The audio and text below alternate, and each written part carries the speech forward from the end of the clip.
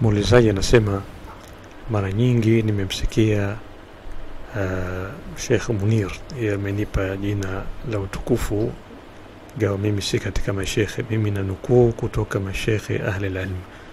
Anasema nimemsikia anapojibu masuala anawatumia mashekhe wa Kiwahabi, Ibn Taymiyyah, Ibn Baz, Ibn al-Qayyim na al-Albani katika kutoa fatwa au kushadidia maelezo ya jawabu zake, na ilhali hawa mashekhe wanaipinga na hawaitambui madhehebu ya Kiibadhi. Nini hikma ya kuwatumia mashekhe hawa katika kujibu masuali? Jawabu, kwanza mimi sitoi fatwa, kama nilivyosema mimi nanukuu maneno ya wenye ilmu. Na la pili linalohusiana na kuwataja hawa mashekhe aliowataja, bila shaka wao ni katika maulama ambao wanategemewa katika madhehebu zao. Kwa hivyo ikiwa kuna kauli kutoka kwao kama ndivyokuwa nataja kauli za wengine, basi bila shaka tutazitaja kauli zao vile vile, kwa sababu madhehebu yetu inaichukua haki popote inapotokea, hata ikiwa yule ambaye amekuja naye haki si katika watu ambao wanatupenda au sisi tunawapenda.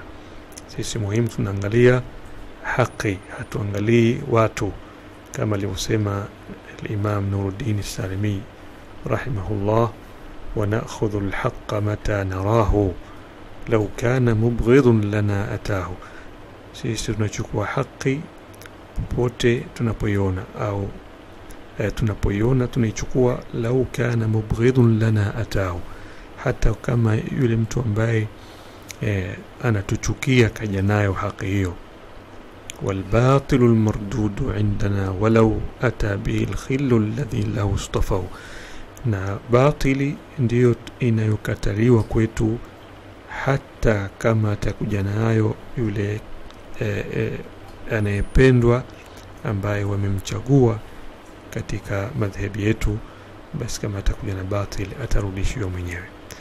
Kwa hivyo kinachotazamwa ni dalili na kinachotazamwa ni haki, hata ikiwa anakuja nayo yule ambaye hatupendi, sisi tunaichukua kwa sababu kaja na haki, na ikiwa atakuja na batili yule ambaye tunampenda au anatupenda, atarudishiwa mwenyewe.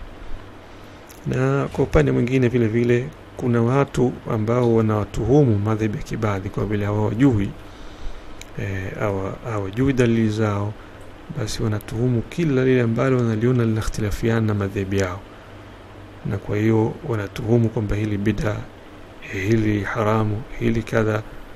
Kwa hivyo wakati mwingine tunataja kauli za maulama hawa ambao ndio aghlabu ndio wanaotegemewa na hao wanoshadidia katika mambo ya kupinga bid'a mpaka kukufurisha watu. Kwa hiyo tunatajia hawa maulama wao kwamba wao nazo kauli hizo ili kuithibitisha hoja, yani kwa shahidi aliyokuwa miongoni mwa wao. Wallahu al-muwaffiq.